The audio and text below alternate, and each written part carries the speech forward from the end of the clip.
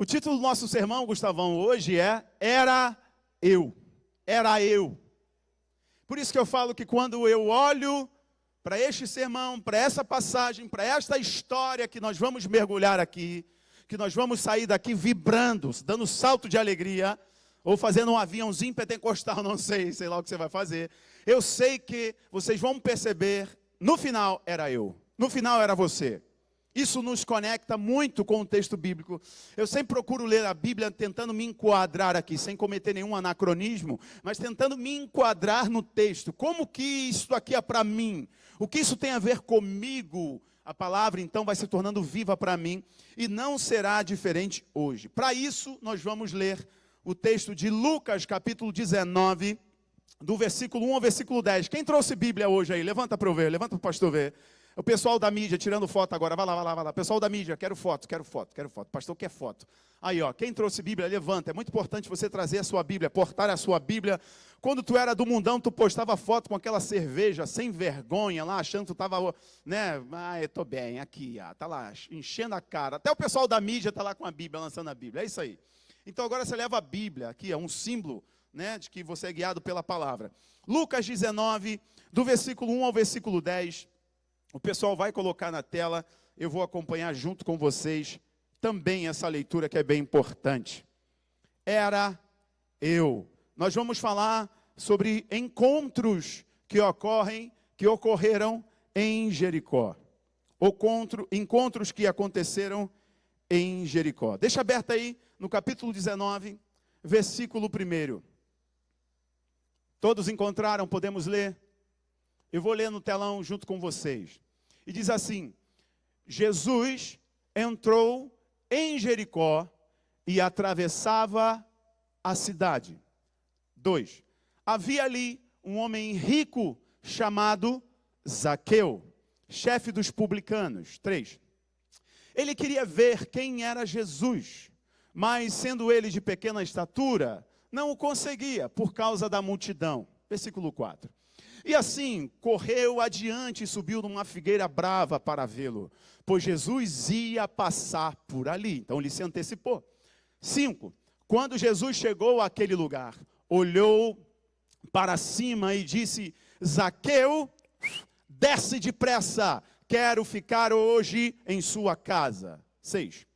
Então ele desceu rapidamente, sebo nas canelas, e recebeu Jesus com alegria. Vamos ao 7. Todo o povo viu isso e começou a se queixar, os murmuradores, né? Religiosos, miseráveis. Ele se hospedou na casa de um pecador? Como é que pode isso?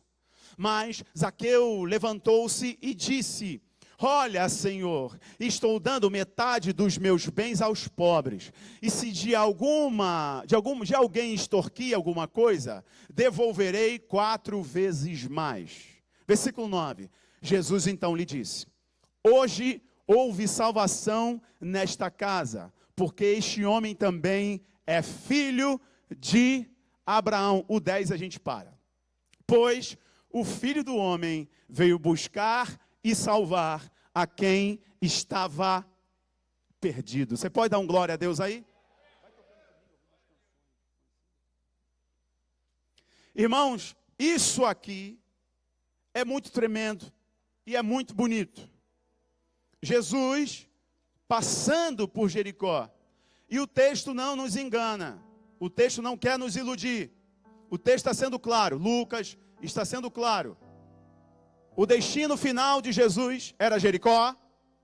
Não. O objetivo de Jesus não era Jericó. O plano central de Cristo não era Jericó. O foco dele não era Jericó. Ele não estudou um sermão, ele não preparou um sermão, ele não jejuou, ele não ficou horas em oração, preparando uma pregação para Jericó. Ele sabia que eram seus últimos sermões, eram suas últimas aparições públicas, mas não em Jericó. Ele sabia que estava se preparando para Jerusalém. Jericó, os eventos de Jericó estão registrados aqui, porque algumas pessoas decidiram aproveitar o poder da presença de Jesus. E a coisa mais extraordinária é quando você percebe o poder que tem a presença de Cristo e você jamais sai da presença dele do jeito que você entrou. Jericó me conecta muito à minha realidade, porque não era para mim, não era para nós, não era para você, não era para mim. Eu não era digno, eu não era merecedor, não havia e não há nada de valor em mim, não havia e não haverá nada em mim que atrai a atenção do amado Jesus, mas ainda assim, ele decidiu passar por Jericó. E se eu sei que ele está passando, é a minha decisão, não mais permanecer em Jericó, mas ir atrás dele. Meu Deus do céu. A passagem de Jesus por Jericó foi muito profunda e muito produtiva para o reino de Deus. Lucas demonstra isso por algumas histórias e por 2 milagres. O primeiro milagre foi do cego de Jericó. E o segundo milagre foi o milagre de Zaqueu. O cego de Jericó, no capítulo 18, ele não tem nome, mas todos sabiam quem foi o pai dele. Ele é Bartimeu. Bar é filho, Timeu é o nome do pai. Então as duas histórias de Jericó, Jesus está passando, gente. As duas histórias registradas em Jericó, a primeira é do cego, que nós sabemos o nome, Bartimeu, filho de Timeu. Ou seja, em Jericó, a primeira história, ele não tem nome. Ou seja, o presente dele sempre está conectado a um evento do passado. As pessoas não sabem quem ele é, mas sabem do passado da família, sabem do passado dele. O segundo é Zaqueu. Zaqueu tinha nome. A Bíblia é bem clara, Lucas é bem claro. Ele é Zaqueu e ele é cobrador de impostos, chefe dos cobradores de impostos ou publicanos. Zaqueu não tinha o direito de ser chamado filho de Abraão. Então aqui temos duas histórias. Um que não tem nome, mas todos conhecem o seu pai, conhecem a história do seu pai. O seu presente está apontando para o que aconteceu no passado. Então o seu presente aponta sempre para o passado e nunca para o futuro, cego de Jericó. Zaqueu tem nome, mas ele não tem direito a ser chamado filho. Ali sou eu e você. O nosso passado era terrível. Nós não tínhamos direito à graça e à salvação. Nós que não temos o sangue, da promessa dirigida aos judeus. Zaqueu não era considerado filho de Abraão, porque o cobrador de impostos, já vou dizer para vocês, eles ficavam na mesma categoria das prostitutas e dos pecadores. E eles não eram chamados de filhos de Abraão, ou seja, não tinham direito à promessa. Irmãos, esse era eu não tinha direito à promessa, mas a cruz me deu esse direito. Eu não tinha direito a olhar para o céu e chamar Deus de Abba, de meu papai, de meu amado, de meu amigo, de meu Senhor. Agora a cruz me deu esse direito. Eu não tinha o direito legal, legítimo, porque não estava no sangue. João capítulo 1, versículo 11. Jesus veio para os judeus não o receberam. Versículo 12 de João capítulo 1. Mas a todos quanto creram em seu nome e o receberam, ele deu o direito de se chamar filho de Deus. Você não tinha esse direito, mas por causa da cruz, levanta a sua mão aí, levanta a sua mão. Você tem o direito de chamar Deus de Pai.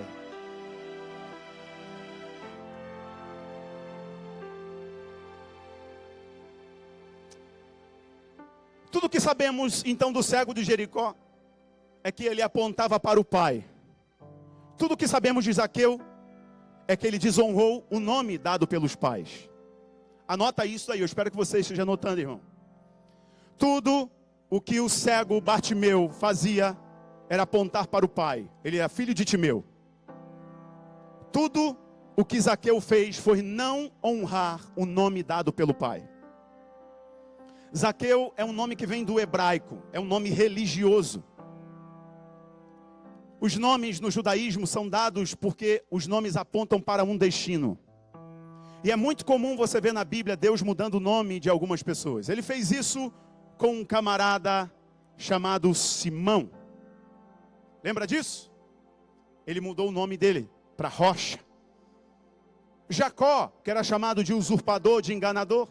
Depois daquele evento no vale de Jaboque, ele agarra no anjo do Senhor e diz: eu não vou te soltar enquanto você não mudar a minha sorte. Então o anjo diz: tu hoje não é mais Jacó, mas se chamará Israel, aquele que luta com Deus e prevalece, permanece.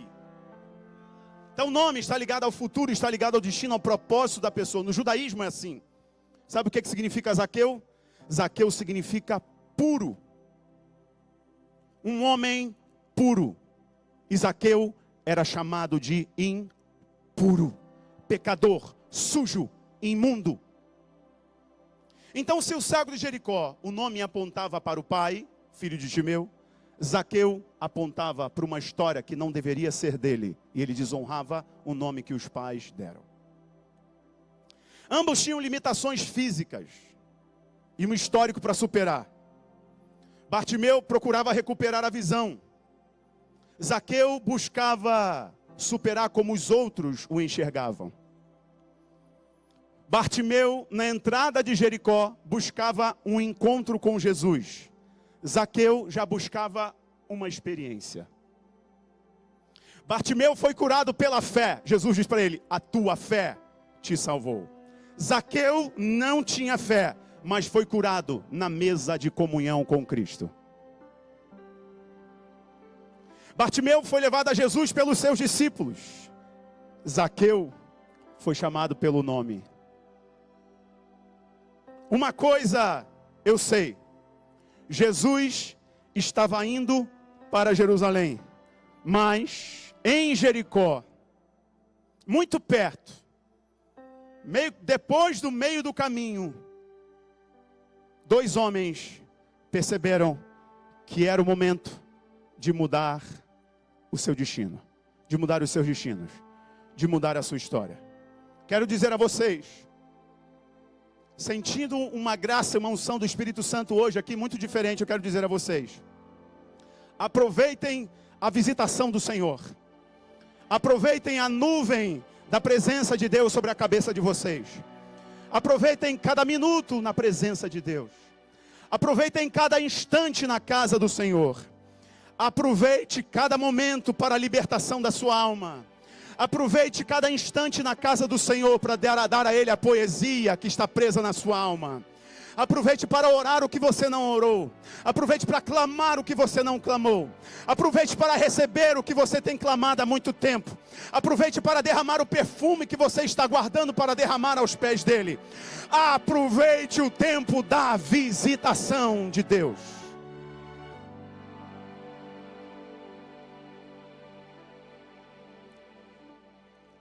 Jericó é uma estação da sua vida. Jericó é um momento que você passa, mas você não permanece ali. Jericó é uma fase, Jericó é uma estação. E tem dois jeitos de sair de Jericó. A Bíblia nos ensina. O primeiro jeito é gritando pelo nome. Bartimeu, quando soube que Jesus ia passar por ali, diz o capítulo 18, ele gritava: Jesus, filho de Davi, tem compaixão de mim. Para sair da estação de Jericó, que é uma cidade amaldiçoada, uma estação amaldiçoada, uma estação de guerra, de luta, de problemas. Para sair de Jericó só tem duas maneiras, e a Bíblia nos ensina. Capítulo 18, capítulo 19, é no grito. Existem vitórias que virão no grito. Eu ouvi um amém só daqui. Existem vitórias que virão no grito. Como que caíram as muralhas de Jericó? Diz para mim. Na hora certa, no time certo, no momento certo, Josué disse: nós vamos tocar as buzinas e vocês vão gritar pelo Senhor e por Josué, e as muralhas cairão. Então no tempo certo o povo gritou. Meu irmão, para você sair do tempo de Jericó e seguir com Cristo para Jerusalém, primeiro ponto, você precisa aprender a gritar. Grite por socorro antes de você morrer. Grite por cura antes do médico dizer não tem mais jeito. Grite por cura, porque ele vai te atender. Grite pela restauração do teu casamento. Será que alguém aqui está ouvindo essa palavra e pode reagir a ela ou não? Chega um tempo da nossa vida que nós precisamos aprender a gritar pelo nome do Senhor, porque chegará uma hora que todo aquele que invocar o nome do Senhor será salvo. Segundo, nessa fase, a gente aprende a agarrar na única pontinha de esperança.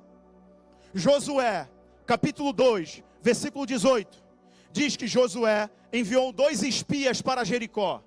Jericó é a muralha antes da terra prometida. Não tem como chegar no lugar que Deus prometeu se a gente não passar por Jericó, não aprender a derrubar as muralhas que estão entre nós e as promessas do Senhor. Alguém aqui está me entendendo? Eu vou repetir. Jericó representa uma estação transitória que define quem vai morrer no meio do caminho ou quem vai chegar até a terra da promessa. Posso ouvir um amém, igreja do Senhor?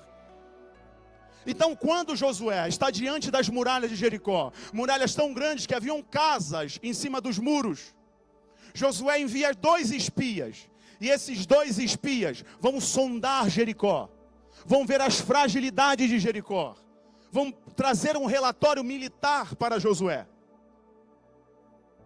E uma mulher descobre 2 hebreus dentro da cidade, 2 inimigos dentro da cidade. O nome dela é Raabe. Ela era uma prostituta. E ela percebe os 2 espias israelitas. E ela abriga esses 2 espias na casa dela. E ela diz assim: eu sei o poder do Deus de vocês. Talvez você esqueceu do poder do teu Deus, mas o teu vizinho lembra das vezes que você botava o som no último volume e cantava do poder de Deus na tua casa.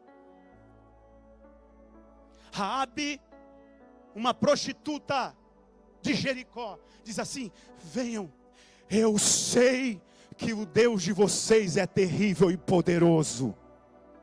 Todos estão amedrontados porque sabem como ele abriu o mar em 2. Quando vocês vierem tomar a cidade, lembrem-se de mim e da minha família. E os 2 espias dizem assim: pela nossa própria vida, quando nós viermos aqui tomar a cidade, pendure um fio vermelho na janela da tua casa. Este será o sinal de que você e toda a sua família será salva. E todos ali que resistiram aos hebreus morreram, mas somente Raabe e toda a sua família foi preservada em Jericó. A primeira maneira de nós passarmos por Jericó não é em silêncio. Léo, existem vitórias na sua vida, existem momentos da sua vida que você passa em silêncio. Se quiseres falar com o Senhor teu Deus, entra no teu quarto, fecha a tua porta, clama a Ele que está em oculto e certamente Ele te ouvirá. Essas são vitórias que vêm no secreto, a lágrima, o silêncio, é você e Deus, é o choro da tua alma. Mas tem outras vitórias que você precisa levantar-se, empunhando a espada de autoridade, que é a palavra do Senhor, no meio de uma guerra, no meio de uma afronta, erguer-se e dizer: é no nome do Senhor que eu vencerei essa guerra. Ô meu irmão, não sei se você está percebendo a graça de Deus nesse lugar, nessa manhã, mas eu estou aqui para te encorajar e dizer: chegou a hora de você passar por essa fase, levantando a palavra do Senhor e gritando: eu não morrerei em Jericó, é só uma estação, o meu destino é Jerusalém. Oh, aleluia! Faz sentido, irmãos? Faz sentido? A segunda maneira de passar por Jericó, de sair de Jericó, é se agarrando na promessa que é Jesus.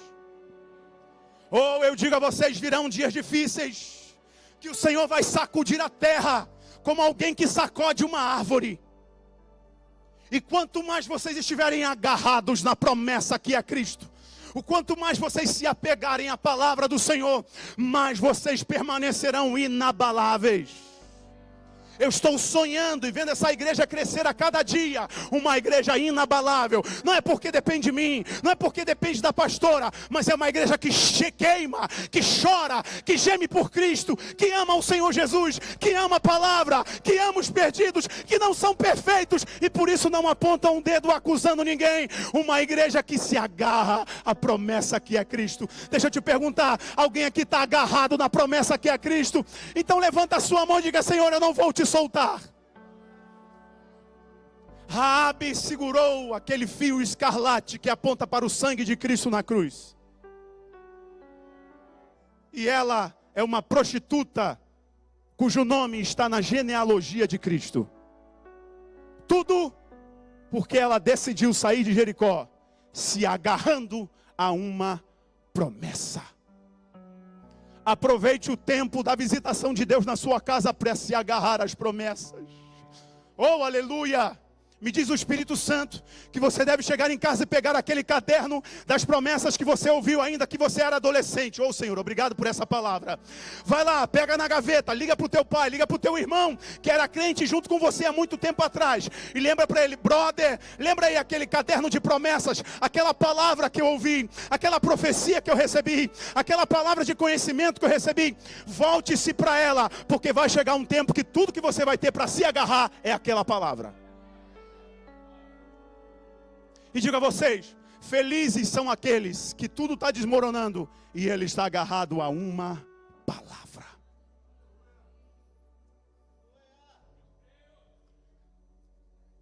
Depois que Jericó caiu, Josué estabelece uma sentença: ninguém vai mais levantar essa cidade. Josué, sucessor de Moisés, ele diz: maldito é todo homem que reerguer essa cidade. O solo de Jericó estava amaldiçoado. O primogênito do homem que reerguer Jericó iria morrer. O filho mais novo do homem que reerguesse Jericó estaria amaldiçoado. Eu não sei se você cresceu em ambientes desconfortáveis. Eu não sei se você passou por uma estação que parecia que você estava debaixo de maldição. Eu não sei se você já passou por um ambiente de peso. Eu já passei por algumas fases difíceis. Eu sei que é uma estação difícil, mas eu sei que as estações difíceis mudam por causa de uma visitação do Senhor. Não perca o tempo da visitação, porque ela tem um poder de mudar a estação da sua vida. Por favor, me ajude. Olha para a pessoa que está do seu lado com muito carinho. Eu não vou pedir muitas vezes, são umas 1000 vezes. Aleluia. Fala para ele assim: não perca o tempo da visitação, porque ela muda a estação. Um lugar amaldiçoado e o primogênito de Deus pisando ali. Jesus pisando em Jericó. Nenhum grande feito, nenhuma grande obra vocês vão ver em Jericó. Na época de Cristo era uma cidade próspera, era uma cidade rica, uma cidade de agricultura. Mas nenhum grande feito, nenhum grande profeta, nenhuma grande história, a não ser a história que nós estamos vendo aqui, porque era o tempo da visitação. Ele está passando. Para de desperdiçar tempo. Para de esperar você estar pronto para entregar a tua vida a Jesus.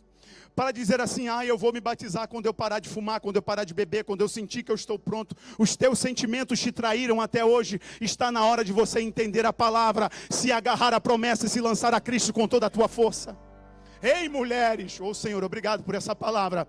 Ei, mulheres, para de dar desculpa nos teus recalques antigos. Está na hora de você se levantar, senão você vai perder o tempo da visitação. Já era para você estar pregando, já era para você estar compondo canções, já era para você estar liderando ministérios. Ei, homem, já era para você ser um pastor, já era para você ser um ministro. Por que você está perdendo o tempo da visitação, meu irmão?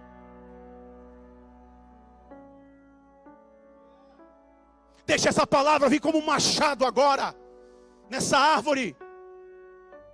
Deixa o Senhor cortar você de uma vez por todas, para fazer brotar de novo do cheiro das águas.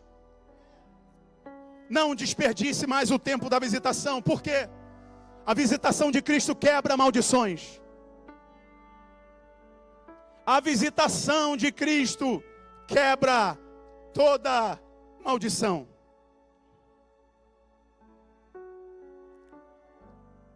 Essa fase difícil de Jericó, que parece que você está debaixo de maldição, de um pai que enterra um filho, de uma mãe que enterra um filho, de um momento de tribulação. Você pode estar em Jericó, mas você sabe eu estou passando por aqui, mas o meu destino não é Jericó. O meu destino é ir com ele para Jerusalém. O meu destino é Jerusalém. Se tem alguém aqui que está marchando para Sião, tem alguém que está marchando para Jerusalém, tem alguém que está marchando para o lugar da promessa, tem alguém que está marchando nessa direção, então vai lá por um minuto, vamos, por um minuto, levanta a tua mão e diz assim: eu não vou morrer aqui, eu estou em movimento e eu vou junto com Cristo, eu vou junto com Cristo. Jesus sabe que você está na estação de Jericó, mas Ele quer saber se o seu coração é de Jericó. Meu coração não é de Jericó. Eu vou traduzir: nós estamos desse mundo, mas nós não pertencemos a ele. Jesus orou em João 17, a última oração de Cristo pelos seus discípulos, uma oração extensa. Jesus vai dizer assim: Pai, eu o rogo não para que o Senhor os tire do mundo, mas que o livres do mal. Prepare eles, Senhor, prepare eles, Pai. Irmãos, a nossa pátria não é aqui. O nosso destino final não é agora nessa terra dominada pelo pecado. O nosso destino final é sempre na presença do Senhor.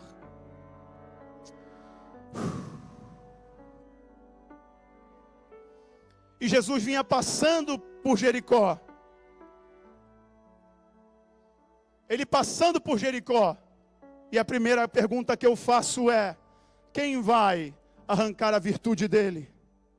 Quem vai chamar a atenção dele? Quem vai quebrar o vaso para ele? Quem vai lançar o perfume? Quem vai subir nos espinhos? Quem vai gritar: filho de Davi, tem misericórdia de mim? Quem vai chamar a atenção do Senhor, dizendo: olha para mim, Senhor? Eu estou perguntando para vocês, lugares altos. Ele está passando, eu estou te perguntando: quem aqui vai quebrar o vaso? Quem aqui está disposto a subir na figueira brava? Quem aqui está disposto a gritar? Quem aqui está disposto a renunciar o passado? Quem aqui está disposto a levantar e dizer: Senhor, olha para mim, eu quero o Senhor? Irmãos, o lugar da presença é um lugar sobrenatural. Não faça de lugares sobrenaturais lugares comuns. Eu vou repetir. O lugar da presença de Deus não é um lugar comum, é um lugar sobrenatural. Lugares comuns se tornam ambientes sobrenaturais quando Cristo se manifesta. Mas um lugar da presença jamais será um lugar comum. O lugar da presença é o lugar que você sabe que você não desperdiça tempo com religiosidade. É como Maria na casa de Simão em João capítulo 12. Enquanto estão discutindo, enquanto estão se alimentando, eu sei que Ele está aqui. E se eu tenho vaso, se eu tenho perfume, eu não perco tempo. O meu destino não é na mesa. Talvez eu não fui convidado para a mesa, mas tem um convite para os pés. Este ambiente não é um ambiente comum, é um ambiente sobrenatural. Ambientes sobrenaturais têm respostas celestiais. Não torne ambientes sobrenaturais ambientes comuns. Um culto nunca é só um culto, é um momento sobrenatural para você se encontrar com aquele que pode mudar a tua vida. Meu irmão, não sei, mas eu vim cheio de fé para esse culto, para te dizer: este é um ambiente sobrenatural. A tua casa é um ambiente sobrenatural. Nós temos o poder de transformar ambientes comuns em ambientes sobrenaturais. O problema é quando nós nos habituamos com os ambientes comuns. E aí parece que nunca vivemos o sobrenatural. Já contei isso para vocês e repito agora essa história. Fui fazer uma agenda há um tempo atrás, em um lugar. Há uns anos atrás, né? E aí o pessoal me pegou no aeroporto, o irmão da igreja foi me pegar no aeroporto. E eles foram me levar para a cidade, alguns quilômetros, uns bons quilômetros à frente do aeroporto. E aí no caminho estava eu e o Almeida. O Yuri está hoje substituindo aqui o Almeida. É Yuri, né? É isso? Está substituindo o Almeida. E o Almeida estava comigo, o Rafael. Eu sempre muito brincalhão ali com o Rafael. No meio do caminho, começou um cheiro insuportável. Eu olhei para o Rafael e falei, brother, tu não fez isso aqui dentro desse carro não, né? Ele olhou para mim e falou assim, fui eu não, pastor. Aí só tinha eu, ele e o motorista. Eu falei, eu conto ou você conta? Mas era um fedor, irmão. Eu pensei se o irmão comeu urubu estragado. Aí eu já não estava me aguentando. Eu toquei assim no ombro do irmão e falei, irmão, tu está sentindo o fedor? Ele falou, que fedor? Eu falei, esse fedor de podre. Morreu alguma coisa aqui, irmão, dentro do carro? Ele falou, pô, pastor, desculpa aí, não estou sentindo não. Eu falei, irmão, agora eu fiquei mais preocupado ainda. Como que tu não está sentindo, irmão? Abre a janela aí. Quando abri a janela, veio o fedor todinho. Ele falou, pastor, esqueci de te avisar. Aqui perto, acho que era uma fábrica de ração. É uma fábrica de ração. Aí esse cheiro de podre é daqui dessa cidade, mas como eu moro aqui do lado, eu já nem sinto mais.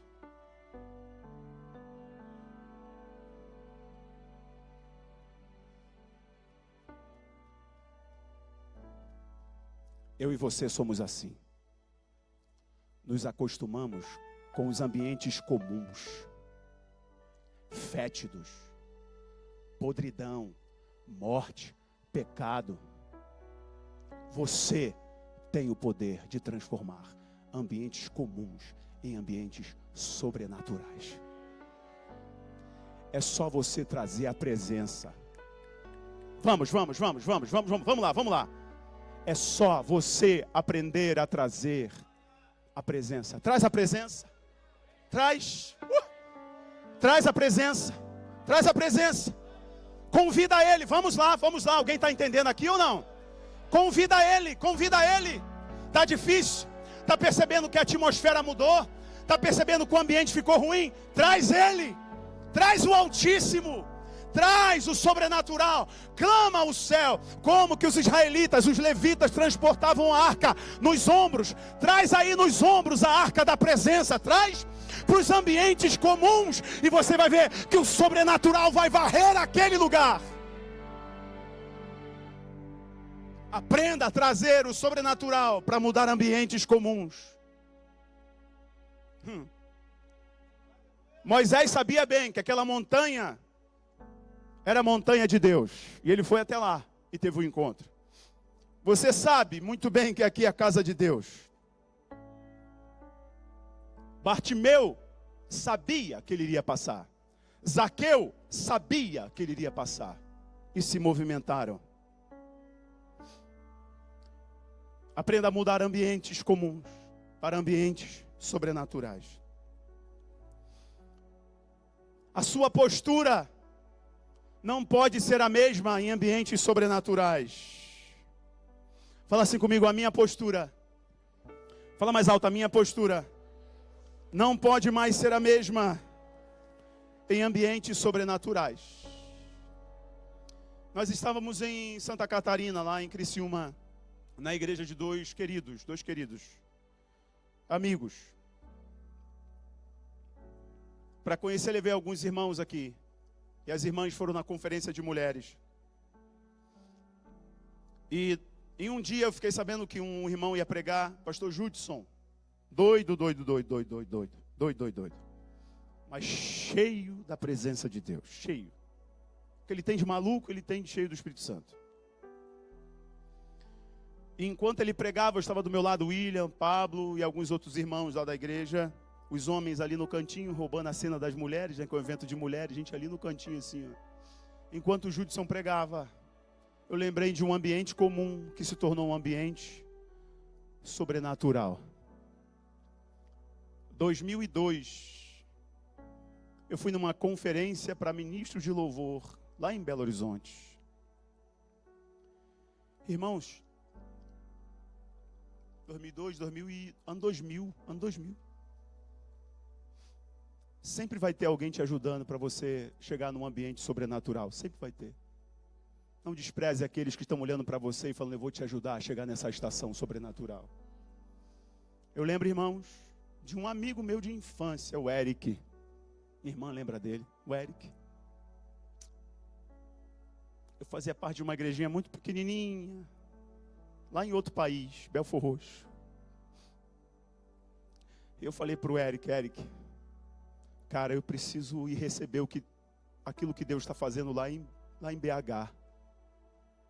O Eric era tecladista da igreja. Não tocava bem igual o Yuri, não. Capava nota que só a misericórdia.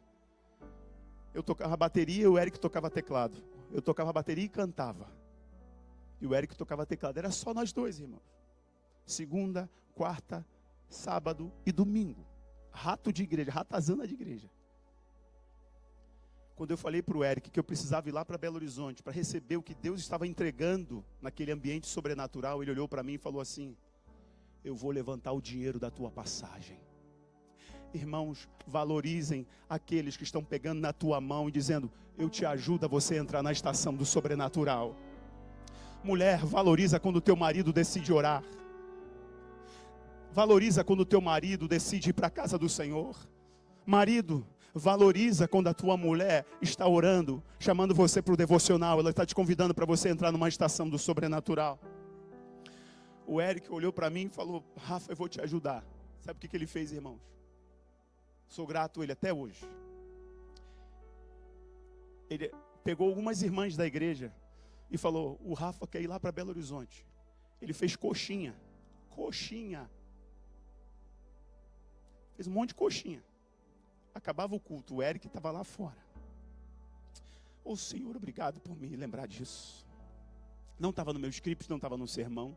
É o Senhor colocando meu coração humilde mais uma vez aqui diante de vocês. E o Eric estava lá fora vendendo coxinha.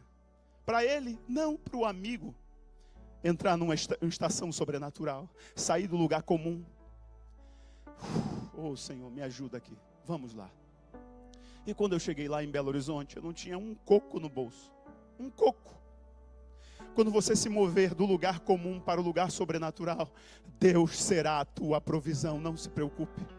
Para onde Ele está apontando, Ele vai sustentar, fica tranquilo. Abraão, sai de tua terra, da tua parentela, da casa do teu pai, e vai para uma terra que eu te mostrarei. Senhor, eu vou ter comida, você vai ver, eu visto os lírios do campo. Eu dou alimento para as aves do céu. Por acaso não daria para você? Só vai. Eu cheguei lá, irmãos, e na rodoviária, eu olhei para um lado, olhei para o outro, não conheço nada. Não sei nem como eu vou chegar lá. Aí encontrei uns irmãos. Esses irmãos eram da Lagoinha, Belo Horizonte. E eles falaram assim, rapaz, peraí. Pegaram o telefone e falaram assim, ó, dá para receber um irmão que está chegando aqui do Rio de Janeiro? Ele está vindo para uma conferência de louvor. Ele nem sabia que conferência era. Ele não sabia da minha história, não sabia o meu nome.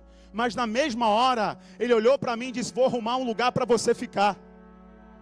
Ligou para alguns irmãos, eu fiquei numa casa da igreja Lagoinha, lá de Belo Horizonte, que pega mulheres de rua, pega prostitutas e coloca elas lá dentro. Não havia mais mulheres ali porque a casa tinha sido desativada. E ele no telefone falou assim, não, aquela casa lá, que era a casa que recuperava as prostitutas. Eu olhando assim, falei, sangue de Jesus. É aquela que está desativada, não tem ninguém lá não. Sim, pode mandar ele, pode mandar. Aí ele falou, varão, o endereço é esse. Eu fiquei olhando assim, falei, como é que eu vou? Não sei chegar, não tem nem dinheiro. Ele falou, tu tá sem dinheiro, né? Vem comigo, meu carro tá ali fora, entra no carro. Ele me levou até lá. Quando eu cheguei lá, irmãos, tinha irmãos de Goiânia, tinha irmãos de Brasília, tinha irmãos do Espírito Santo, várias pessoas de vários lugares do Brasil. Quando eu cheguei lá, eles olharam para mim e falaram assim, ei, você veio para a conferência? Eu percebi na mesma hora, eles querem a mesma atmosfera do lugar sobrenatural. Eles também estão buscando. Ele falou assim, ei, obrigado. Eu olhei para os irmãos e falei, obrigado. Fiquei ali durante uma semana, durante aquele congresso, uma semana. A primeira ministração, vocês vão entender o Judson, a primeira ministração, o primeiro dia, eu cheguei e fiquei lá atrás. Quem foi pregar? O maluco do Judson. Eu lá atrás, irmãos. O maluco do Judson pregou uma mensagem. E a mensagem era, o teu destino não é Cedron, o teu destino é Sião. Cedron era o lugar em que Davi foi expulso pelo seu filho Absalão. O seu filho Absalão quis tomar o trono de Davi. E Cedron era um lugar que você passava e jogava a idolatria. Era um lugar de morte, era um lugar de silêncio. E o texto lá de Crônica vai dizer: e Davi atravessou o vale de Cedron chorando com as suas esposas e filhos. E Judson dizia: Cedron é um lugar comum. Cedron é uma estação de dor. Mas o teu destino não é Cedron. O teu destino é Sião. O teu destino é onde Deus está. É lá que Ele está te chamando. Resista ao tempo. Resista a esse tempo do lugar transitório, olhando para Sião. Irmão Judson pregando nessa conferência nesse final de semana. Eu estava ali, o William do meu lado. Eu inclinava para frente e eu lembrava que aquela em 2001 foi a mensagem que eu mais chorei na história da minha vida. Eu chorei durante 2 horas. Eu cheguei naquela casa da Lagoinha, chorei a noite toda. Ali eu disse para o Senhor: a partir de hoje eu vou viver para levar outras pessoas para Sião também, Senhor. Irmãos, aprendam a sair do lugar comum. Aprendam a transformar atmosferas comuns em atmosferas sobrenaturais. Como que eu faço isso, pastor? Primeiro, grite. O cego de Jericó não se importou, ele gritou porque ele sabia que estava cansado daquele lugar comum, como um pedinte, um esmoler. Ele gritou. Meus irmãos, às vezes um irmão aqui dá um grito, é o Aguinaldo, às vezes o Aguinaldo dá um grito. Não se assuste, porque você não sabe o que significa esse grito. Você não sabe o que significa esse glória. Você não sabe o que essa mãe está passando. Quando alguém do teu lado estiver chorando, não olhes assim, a irmã está mal. Não, não é não. Ela está transformando ambientes comuns em ambiente de devoção, em ambiente sobrenatural. Grite como o cego de Jericó. Por quê? Porque o normal te trouxe até aqui. O anormal, o sobrenatural vai te levar à presença de Jesus. 2, se movimente. Tanto o cego de Jericó teve que ser levado até Jesus pelos discípulos, quanto o Zaqueu se movimentou, indo à frente, para transformar ambientes comuns em ambientes sobrenaturais. Primeiro grite, clame como nunca clamou, cante como nunca cantou, estude como nunca estudou, ame como nunca amou, perdoe como nunca perdoou, controle essa língua como você nunca controlou. Pare de apontar o dedo ao santarrão religioso miserável. Tu é pobre, cego e nu, sem a presença de Deus. Porque tu está jejuando e orando, tu se acha no direito de apontar o dedo e julgar alguém? Quem mais jejua e mais ora é quem mais chora e pede perdão. Porque quanto mais eu jejuo, quanto mais eu oro, Cristo mais se revela e eu percebo quão podre, quão sujo eu sou. Se movimente. Grite. Irmãos, eu já vou terminar. As maiores declarações de Jesus me chamam a atenção. Preparando este sermão, minha mente se voltou para qual foi a maior pregação de Jesus. E para mim, pastor Rafael, a maior pregação de Jesus está em Mateus capítulo 5. As bem-aventuranças. A coluna nevrálgica do evangelho é Mateus capítulo 5. Se você quiser entender qual é a mensagem central do evangelho, é só ler Mateus capítulo 5, as bem-aventuranças. O capítulo 6 e 7 de Mateus é a continuidade dos 5. Mas ali é a principal pregação de Cristo, na minha opinião. Então a maior pregação de Cristo, para mim, são as bem-aventuranças. Bem-aventurados pacificadores, porque deles é o reino dos céus. Bem-aventurados pobres de espírito. Bem-aventurados mansos. Bem-aventurados sois vós, quando vos perseguirem por causa de mim. A maior pregação para mim, Mateus 5. A maior declaração de Jesus na cruz do Calvário. Quando ele recupera um pouquinho do fôlego, como no domingo passado nós vimos, e ele diz: tetelestai. Está consumado. Está pago. Está feito. É pronto. Acabou. Essa é a maior declaração que me libertava e que te libertava. E qual foi a maior notícia? A maior notícia é quando ele se encontra com Maria, depois de ressuscitar. E ele diz para Maria assim: vá dizer aos outros que eu ressuscitei. Diga aos outros e a Pedro que eu ressuscitei. A maior pregação, a maior declaração e a maior notícia. Mas, quando olho para Jericó, eu me vejo ali.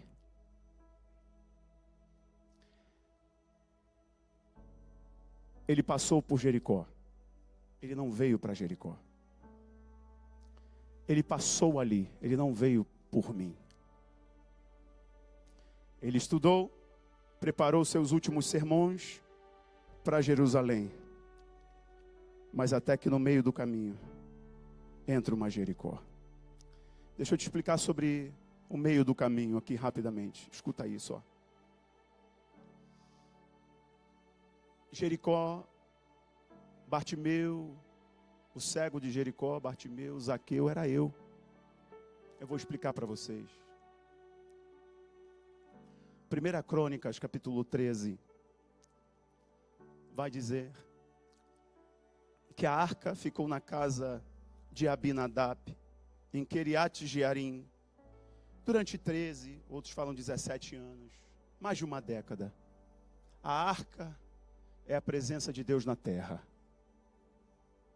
A arca é a presença que muda lugares comuns em ambientes sobrenaturais. Davi assume o trono e Davi diz assim: a arca ficou muito longe. Está na hora de trazer a arca. Saul não se importava. Eu não. Eu sei, Davi pensando, né? Eu sei que eu só cheguei aqui por causa da presença. Eu sei que eu só venci Golias por causa da presença. Eu sei que eu só venci inimigos por causa da presença. Aí Davi manda buscar a arca. Aí eles vão buscar a arca na casa de Abinadab. Mais de uma década lá. Algumas pessoas já se acostumaram a não ter mais encontros sobrenaturais com Deus. Porque ligaram o botão do automático. Aí construíram uma vida religiosa automática. Não é isso, irmãos. Você precisa queimar por Jesus. Seu coração tem que queimar por Jesus. Você tem que arder de paixão por Jesus. Você é a noiva dele. Lembra quando você estava no dia da noiva para ver o teu amado? Ele foi no barbeiro, deu um corte bonito. Vocês se prepararam, ornaram a casa. Você experimentou o vestido. Rolou várias tretas com a tua mãe. Mas você estava se preparando para quê? Só para chegar a hora que o pastor ia dizer: eu vos declaro marido e mulher. Teu coração queimava pelo teu amado. Este é o sentimento que a igreja tem que ser e ter. Você entende por que eu fico nervoso quando vou subir aqui? É porque é a noiva. E se a igreja Lugares Altos não for essa noiva que queima de paixão para se encontrar com o noivo, eu não estou sendo um bom pastor. Eu não estou sendo um bom líder para vocês. De tudo que eu quero vos ensinar é que o coração de vocês queime de paixão por Jesus. Que vocês voltem a chorar por Jesus. Que vocês voltem a dedicar a vida de vocês por Jesus. Que vocês comprometam o dinheiro de vocês por Jesus. Que vocês comprometam a vida, o talento, o dom de vocês por Jesus. Que vocês comprometam os momentos dos dias de vocês para Jesus. Porque se Ele é o amado da sua alma, se você sabe que Ele te resgatou do império das trevas e te deu um nome que só o Pai conhece, o teu coração tem que queimar por Ele. Tudo o que você fizer tem que traduzir esse coração que queima por Jesus. Será que alguém está entendendo o que eu estou falando aqui? Vamos lá, vai.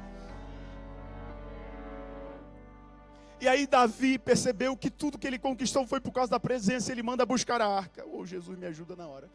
Manda buscar a arca. E aí eles preparam um carro de boi novo, colocam a arca em cima. Irmão, não adianta você tentar dar jeitinho para levar a presença de Deus. A presença de Deus não é algo comum. A arca tem que ser transportada nos ombros. A arca não adianta colocar num carro novo. Não adianta colocar boi novo. Não adianta dar jeitinho. A presença de Deus tem que ser levada com responsabilidade. Não adianta você sair, falar em línguas aqui no culto e entrar no carro e começar a xingar palavrão. Não pode sair da mesma fonte, água doce e água amarga. Não adianta você falar que ama a tua mulher e tu está viciado em prostituição online. Não adianta tu falar que ama a Deus e dá até oferta, mas está viciado no tigrinho. Não adianta, irmãos. Chega uma hora que tu tem que levar as coisas de Deus com responsabilidade. E eu vou dizer uma coisa: Deus está sacudindo a árvore. Se agarre na presença dEle, que é tudo o que você precisa. E é o maior que você tem, é a presença dEle. Aí eles colocam a arca, a presença de Deus, oh Deus, num carro de bois. E o boi vem. E de repente o boi tropeça. E a arca vai cair. Quando a arca vai cair, um jovem, amigo de Davi, muito jovem, chamado Aioá, vai botar a mão na arca para amparar a arca. E esse jovem morre. Ele morre. Literalmente Deus mata ele ali na hora. Não, não foi ninguém, foi Deus. Deus mesmo disse para Moisés: se tu brincar com a minha glória, tu morre. Se tu brincar com o lugar onde tu bota o pé, tu morre. Guardem isso.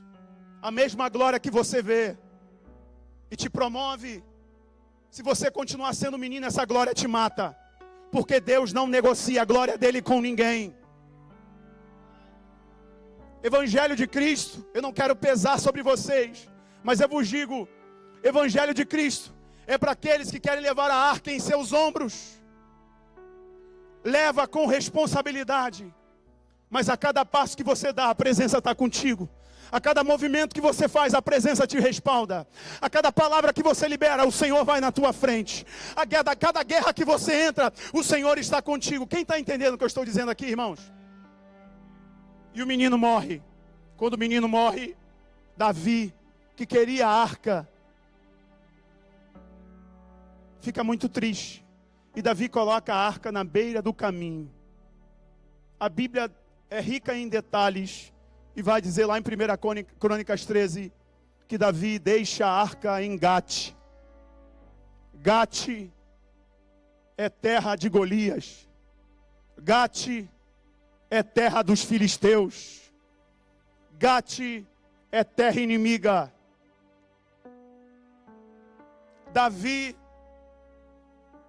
por não fazer do jeito certo, os levitas por não levarem a arca nos ombros, agora eles deixam a arca na beira do caminho, em Gate, uma terra profana, seca, estéril. Eles deixam com quem? Agora vocês vão entender quando eu disse que Jericó era eu. Era você. Jericó era na beira do caminho. É lugar amaldiçoado. É lugar sem valor. É lugar sem decreto de reis. É lugar que não se levanta profeta. A arca, Davi deixa na beira do caminho, em Gate, terra dos filisteus, na casa de Obed-edom. A Bíblia diz, e a arca ficou na casa de Obed-edom. A sua mulher era estéril, ele não tinha filhos. A sua terra era seca e não brotava nada.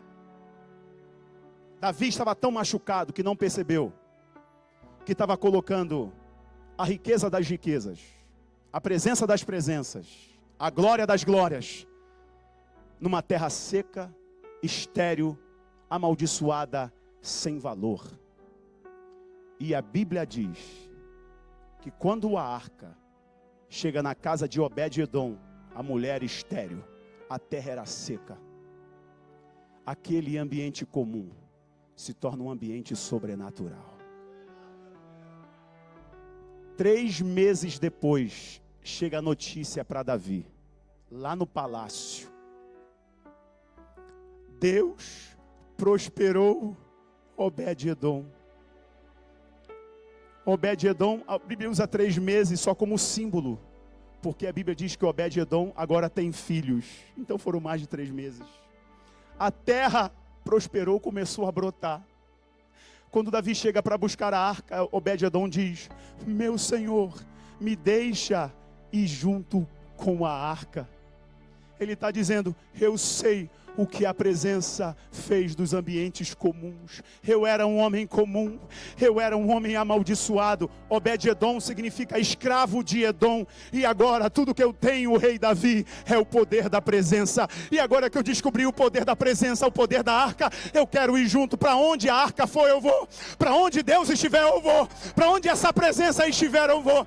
É isso que tem que queimar no teu coração. A arca devia ir para Jerusalém, mas por alguma situação parou na beira do caminho, na casa de Obed-edom. Obed-edom era eu, não era para mim. Eu não era ninguém, eu não tinha direito, eu estava afastado da glória de Deus. Mas um dia a arca entrou na minha casa. Ei, não era para o cego de Jericó, não era para Zaqueu, mas um dia Jesus, que representava a arca de Deus na terra, passou por ali e eles perceberam: eu não deixarei passar o tempo da visitação.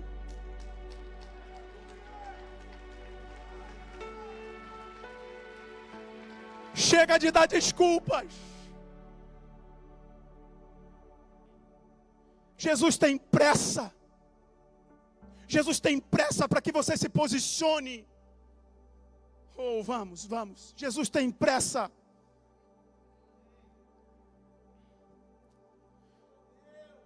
Se não falha a minha memória, no versículo 5 de Lucas 19.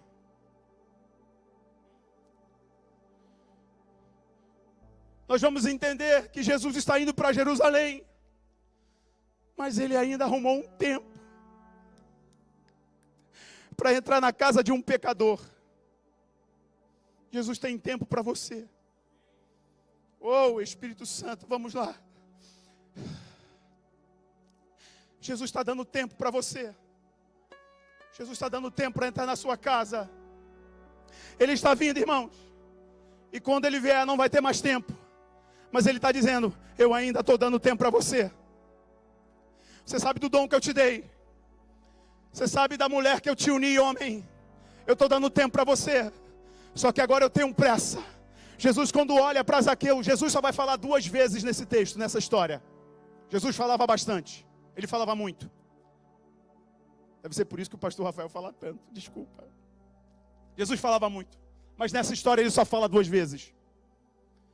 A primeira vez que ele vai falar nessa história é quando ele olha para a figueira brava, olha para Zaqueu e diz: Zaqueu. Ele chama pelo nome. Por que Jesus chamou Zaqueu pelo nome? Você deve se perguntar. Lembra que eu falei que Bartimeu era o presente que apontava para o nome do pai, o passado, filho de Timeu? E Zaqueu era o nome que desonrava os pais. Zaqueu é um nome hebraico, significa puro. Mas Zaqueu, pelas suas escolhas, se tornou imundo. É como se algo tivesse acontecido na vida de Zaqueu que roubou o futuro dele, roubou o destino dele. Algum acontecimento, havia uma promessa, havia uma palavra sobre ele. Aqui é a interpretação do pastor de vocês, é a cabeça do pastor de vocês, não é o texto que diz. O nome desse é um destino, ele é puro, é um nome bíblico. Nome significa pureza, é um nome religioso. Talvez os pais tinham alta expectativa de futuro religioso para ele, futuro com Deus. E de repente, por ele ser baixinho, baixinho aqui era uma limitação. Por ele ser baixinho, ele quis provar que ele era capaz, mas não pela força de Deus, mas pela força do seu braço. E ele se torna cobrador de impostos, líder dos cobradores de impostos. E agora o nome que significava pureza, Zaqueu agora era considerado imundo, sujo, impuro.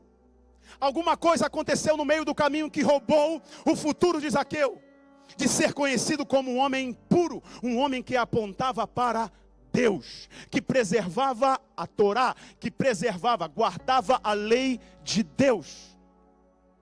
Aí Jesus olha para ele, e a primeira palavra que Jesus diz é Zaqueu. Jesus já menciona um nome. Jesus já ali naquela hora está destravando o futuro dele. Jesus está restituindo o que foi roubado dele. Jesus está dizendo, este acidente do percurso para mim não vai mais definir quem você será na minha presença. Se todo mundo te ver como impuro, eu vou mostrar que comigo vai ser diferente. Zaqueu, só que tem que ser depressa. A visitação vai ser rápida, porque eu estou passando, Zaqueu. Eu vou para Jerusalém. Desce depressa. Entenda rápido o que eu vou fazer. Irmãos, eu imagino nessa hora Zaqueu descendo sem tirar os olhos de Jesus, ó, cheio de espinhos. Figueira brava, são figueiras com muitos espinhos. Figueira é um símbolo de pobreza, é uma árvore comum, não é um carvalho, que era símbolo de nobreza. Figueira é símbolo de simplicidade, árvore pobre. Zaqueu fez de tudo para vencer na vida pelos meios escusos, se tornando chefe dos ladrões, roubando as pessoas. Por isso ele não entrava no templo, porque cobrador de impostos não tinha o direito de entrar no templo. Aí Jesus olha para ele, chama ele pelo nome e diz, desce depressa porque tenho que entrar na tua casa. Jesus está dizendo para ele, as tuas escolhas não deixam você entrar no templo, mas hoje Deus decidiu entrar na tua casa. A tua casa vai se tornar uma igreja hoje. E Jesus diz, desce depressa, Zaqueu. Sejam tolerantes comigo em nome de Jesus com o tempo aí, irmãos. Estou concluindo. Desce depressa, Zaqueu. Eu imagino Zaqueu, irmãos, não se importando com os espinhos. Só olhando para Jesus. Só olhando para Jesus e descendo, se machucando. Se machucando, se machucando e descendo, se machucando e descendo. Não se importando com os arranhões. Porque quando você está diante da oportunidade de ter um encontro com Jesus, você não tira mais os olhos dele. Eu quero te encorajar a você não tirar mais os olhos de Jesus. Não tire mais os olhos do mestre. Talvez você se abala demais com os perfis que ficam denunciando o meio gospel. Te digo, saia de todos eles. Pare de seguir todos eles. Em algum momento o trabalho desses irmãos foi bom, mas talvez para você se abala quando vê um escândalo. É porque você está tirando seus olhos de Jesus. E esses escândalos estão minando a sua fé. Porque tem muita gente enrolada, tem muito picareta, mas tem muita gente séria olhando só para Jesus.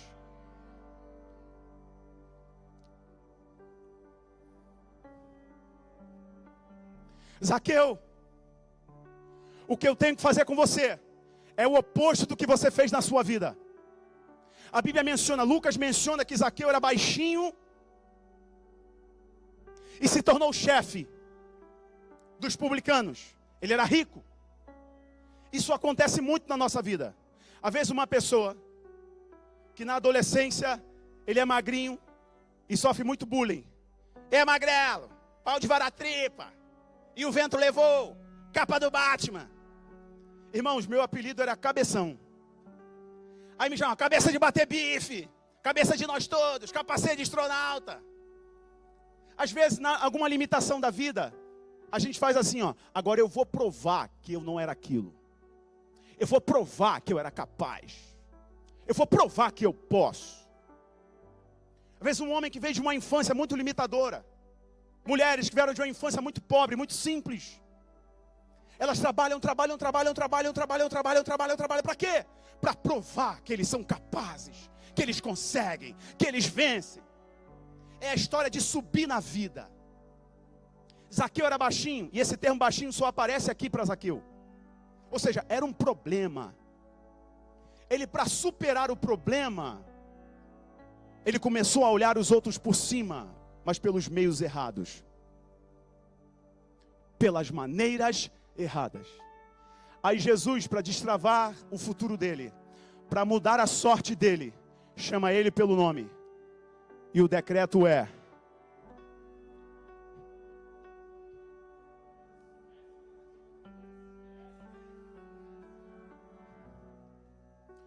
comigo o processo é o contrário. Se for na força do teu braço, não é no meu poder. Você perdeu muito tempo da sua vida provando para os outros que você era capaz. Está na hora de você descer na minha presença e deixar eu fazer o que tenho que fazer contigo. Desce. Desce, mas é depressa. No processo de transformar lugares comuns em lugares sobrenaturais, você precisa ter pressa. Você já correu para muita coisa errada. E para Deus, tu está dando passos de tartaruga. E Deus está dizendo para você: vambora, corre, acelera. Por quê? Porque eu tenho uma grande obra para fazer contigo. E Zaqueu entende isso. Zaqueu entende e corre na mesma hora. Ele corre. Eu imagino o Zaqueu assim, ó, e as pessoas de fora. Versículo 6 em diante, vocês vão ver. Que a multidão diz assim, ó: como é que pode ele entrar na casa de um pecador? Eu vou explicar essa história que está acontecendo aqui. Como é que pode um profeta, o Messias, o Salvador, entrar na casa de um homem imundo, na mesma categoria de uma prostituta? Como é que pode isso? Pegar mal. Vai pegar muito mal, Nilton. Vai pegar mal, Batata. Vai pegar muito mal, Geraldo. Vou te contar uma história que vai traduzir isso. Jesus entrando na casa de um pecador.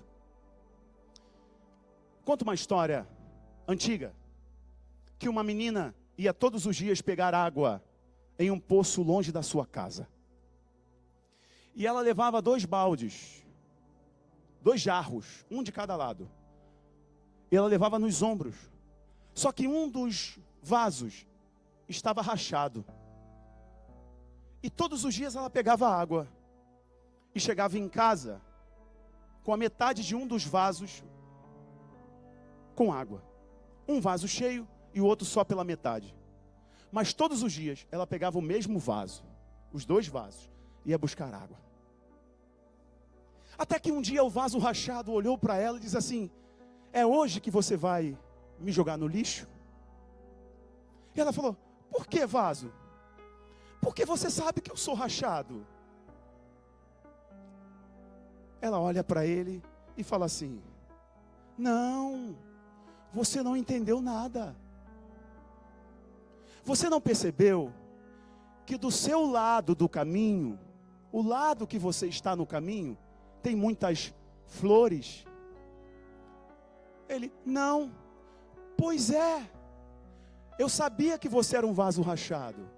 E por isso que do seu lado eu plantei sementes de flores lindas, porque eu sabia que todas as vezes que eu usasse você, você ia regar aquelas sementes. E hoje a minha casa só tem perfume por causa de você. Quando Jesus entra na casa de Zaqueu, ele está dizendo: eu sei que você é um vaso rachado. Eu sei que você não é digno da minha presença. Eu sei que você mesmo se julga tanto. Eu sei que você fez muita coisa errada. Eu sei que você roubou muita gente. Eu sei que você negou até o futuro que os teus pais viam para você. O teu nome significa pureza e tu está muito sujo. Mas Jesus, quando entra, está dizendo: eu também uso vasos rachados.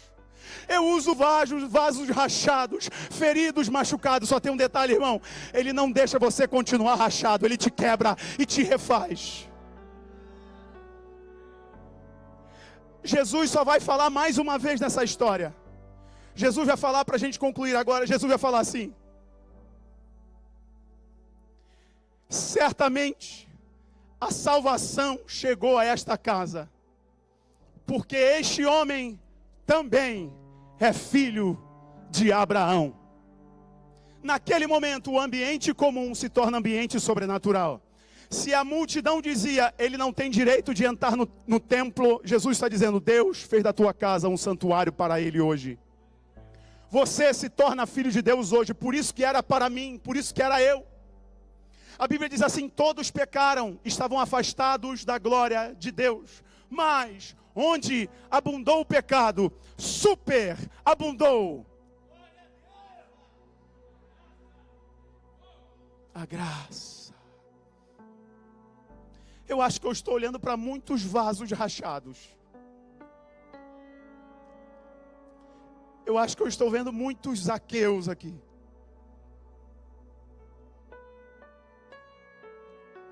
O cego de Jericó foi curado porque tinha fé.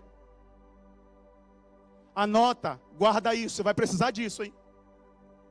O cego na entrada da cidade de Jericó, chamado Bartimeu, foi curado porque teve fé. Jesus mesmo diz: a tua fé te salvou. A tua fé.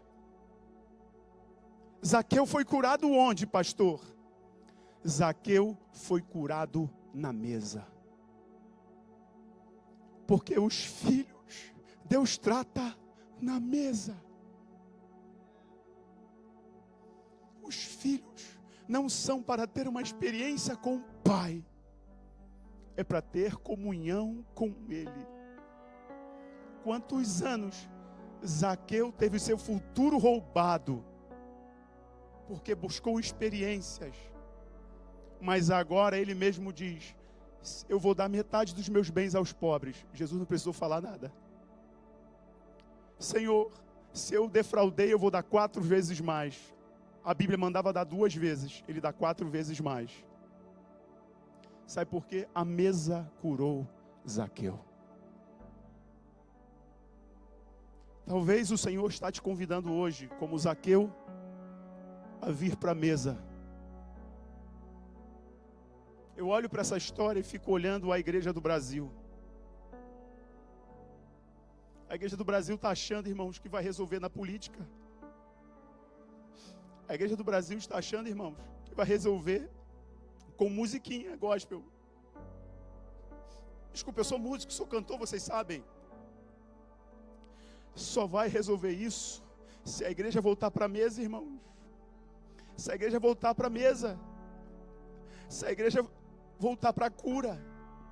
Se a igreja voltar a desfrutar o poder da presença. Não sei se vocês estão entendendo o que eu quero dizer aqui, o que o Espírito Santo está colocando nos meus lábios hoje para vocês. Jesus não precisou abrir a boca para Zaqueu se arrepender. Foi somente o poder da presença. Está na hora de você desfrutar da mesa na presença de Deus.